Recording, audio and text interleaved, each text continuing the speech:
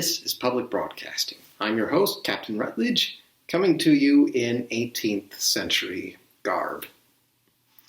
Since its inception, PBS and American Public Broadcasting have communicated our nation's history to a broad audience, from the documentaries of Ken Burns to the stories on American experience.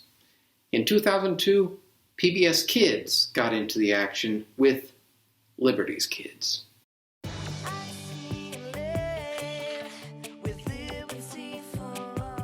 Created by Kevin O'Donnell and Michael Miliani and produced by Deke Animations, Liberty's Kids sees the adventures of three children living during the time of the American Revolution. While writing stories for Benjamin Franklin's Pennsylvania Gazette, they come across important figures and events in the Revolution and slowly witness the evolution of the British colonies into the United States of America. Liberty's Kids originally aired on PBS Kids from 2002 to 2004. Afterwards, the series was syndicated for airing on commercial stations, but it is undeniable that this series got many kids interested in American history, myself included. The main characters each represent the multiple sides involved in the American Revolution. James Hiller, voiced by Chris Lundquist, is an orphaned apprentice at Benjamin Franklin's print shop and is a fervent American patriot. Henri Lefebvre, voiced by Kathleen Barr, is another apprentice at Benjamin Franklin's. He was born in France, but lost his parents on the voyage to America. Sarah Phillips, voiced by Rio Jones, is a daughter of a major in the British Army and comes to America in order to find her father. And then there's Moses, voiced by D. Kevin Williams. Moses and his brother were kidnapped from Africa and sold as slaves in Virginia. But Moses was able to gain his freedom and became an engineer at Benjamin Franklin's, where he serves as somewhat of a father figure to James, Henri, and Sarah. Apart from the main cast of kids, who strangely don't age despite the 16-year time span of the series, we also have a large cast of historical figures, voiced by a large cast of celebrities. In no particular order. Friends, I remind you that we lack not in great talkers, but great doers. Honestly, what am I going to do with you? Keep me here, put me to work. At least I know I'll be appreciated. For you, darling. It will be an honor to turn what talents I have to this cause. I only hope I prove worthy. Sorry to disturb you, Mr. Newman, but the British regulars are definitely on the move, and they are preparing to cross the Charles River. In other countries, you tell a soldier to do something, he does it. But an American, he needs a reason, because this fight is his fight. Make for Cerberus, Mr. Dale. I intend going into Holland's way. Since Congress has now made it clear that it does not consider it in the best interest of the United States of America to promote me to Major General, my only honorable course of action is to resign from the Continental Army. I believe in a free press, but to succeed in our goals, each delegate must know he can change his mind without public embarrassment. Fun fact, Dustin Hoffman actually committed treason and cooperated with British spies in order to get into character as Benedict Arnold. In addition to some better-known figures in the Revolution like Benjamin Franklin and George Washington, we also meet some often overlooked figures in the Revolution.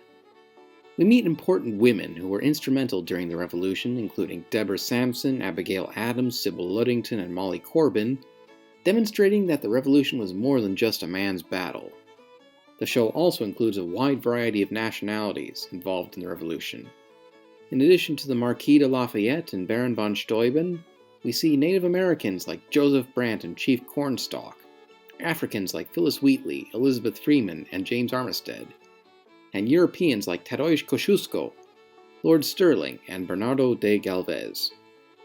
Although the story of America's founding is usually only credited to patriotic colonists, it is important to remember that people from all over the world aided in the founding of the United States of America. Very often in films and shows about the American Revolution, things are often kept black and white. Unimpeachable American patriots, evil fascist British. We're looking at you, Mel Gibson. Dear God, the British! Make way for General Cornwallis! Eine Mehrheit wird den Mann ersetzen! Thankfully, Liberty's Kids does its part to muddy the waters between the British and American sides. It's somewhat to the show's benefit to have a character like Sarah Phillips to provide more insight to the British side of the war. Sure, some soldiers on the British side use the war for their own gain, but others are represented in much better light, such as Admiral Richard Howe. During the war, the British employed German soldiers to fight in the Revolution. They were known as Hessians. At first, the Hessians are viewed as ruthless mercenaries. However, the Saratoga episode shed more light on the Hessian plight when James is stuck with a Brunswick deserter. This is nothing. On the boat coming to America, we were packed like herring. The air was foul, the food worse, and the drinking water, we strained it with a cloth and still held our noses. Hey, you volunteered. Volunteered? We did as we were told, or be shot. The American patriots, meanwhile, are shown to have a few bad apples. The episode United We Stand shows the aftermath of tar and feathering, an atrocity normally used by criminals claiming to represent the patriot cause. Tears are salty. That adds sting to the wounds. One tear leads to more hurt and more tears. It's a cycle of pain no man should inflict on another for any reason. Furthermore, the episode Bostonians shows atrocities committed by the Continental Army against the Iroquois in New York. General Sullivan's army is only doing this because Chief Joseph Brant and his Mohawks massacred women and children at Cherry Valley. What do you know of that? Come with me, journalist, and soon you will see which side is truly savage. For the most part, Liberty's Kids is pretty well written. A few dramatic liberties have been taken, sure, but on the whole, the episodes effectively tell the stories of many sides of the American War for Independence. The one story they promote the most, though, is that of Benjamin Franklin, voiced expertly by Walter Cronkite. In his role as Benjamin Franklin, Cronkite was twice nominated for the Daytime Emmys. The real-life Franklin was a multifaceted man. He was wise beyond his years, yet enjoyed food and wine, not to mention women. Honestly, based off some of his private letters, it's a wonder why he never put the moves on Sarah. The show's portrayal of Franklin shows him as a fairly wise individual, one to put down a fight before starting one, and fairly modest in nature. We see him during the Continental Congress and drafting of the Declaration of Independence, as well as in Paris while trying to win French support for the Revolution. The episode In Praise of Ben tells more of his life story, and it's an excellent watch for anybody wanting to learn more about Benjamin Franklin. However, my dear friends, if you would not be forgotten as soon as you are dead and rotten, either write things worth reading or do things worth writing. And children, I am quite certain that you shall. Keep in mind, though, this series was produced by Deke Animation. Anyone even slightly familiar with Deke will know that the animation will be somewhat lacking in quality. Character movements are often limited and awkward, and the costume design is pretty laughable. Well, only to be expected from a collaboration between Deke and PBS. I guess they blew the budget on the voice cast. Some of the voice actors are pretty good, others, I am Mrs. Silence Dogood. I've been writing that column and slipping it under the door in the middle of the night, watching everyone laugh at my words. Honestly, I can't shame this program too much, seeing how it's what got me interested in history and the American Revolution. Liberty's Kids is flawed, but it makes up for those flaws through good writing and dedication to historical people and events. What's more, during PBS broadcasts, special segments known as Liberty News Network would play between story acts. They featured Dr. Franklin, voiced again by Cronkite, reading news stories pertaining to the day's episode, James hosting a guessing game on a featured historical figure, Sarah hosting a segment called Now and Then, and Henri's games of continental cartoons. British! Yes! Good job! My next clue is... It's a suit of armor. That's funny. I sometimes wish they could have done spin-off and sequel series to Liberty's Kids. Say maybe Henri fighting in the French Revolution, or the descendants of James and Sarah reporting on the American Civil War. The possibilities are endless, but for what we got, I and many others like myself are grateful.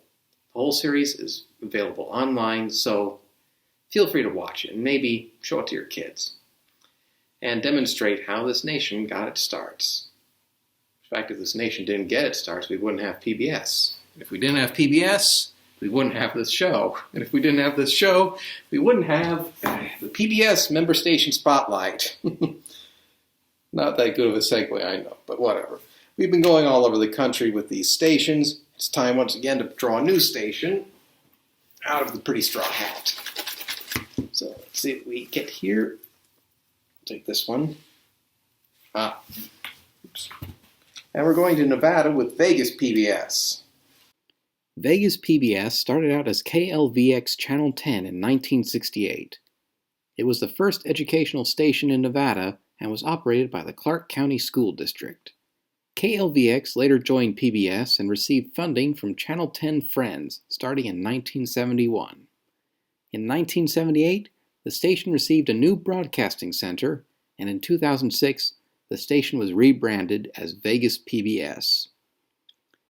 Before March 1, 2020, KLVX operated Megahertz Worldview and currently operates Vegas PBS Rewind and Vegas PBS Jackpot as cable channels.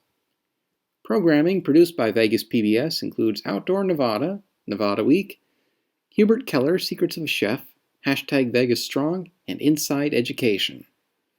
If you're in the Las Vegas area, you can tune in to Vegas PBS on Channel 10, with Create on the .2 channel and PBS Kids on the .3 channel. Thank you to everyone who tuned in this season, and I hope you enjoyed these videos. If so, feel free to like, subscribe, and share, ring the bell, follow on Twitter, leave a comment below, and don't forget to support your local PBS stations, so more programming related to Liberty's kids can find its way to your public television screens. But that wraps it up for this season. I'll see you guys come autumn. But in the meantime, it's high time I had my summer holiday. So, for This Is Public Broadcasting, I'm Captain Rutledge. Have a happy summer. United we stand, divided we fall. But remember, the Constitution doesn't guarantee happiness, only the pursuit of it. You have to catch up with it yourself.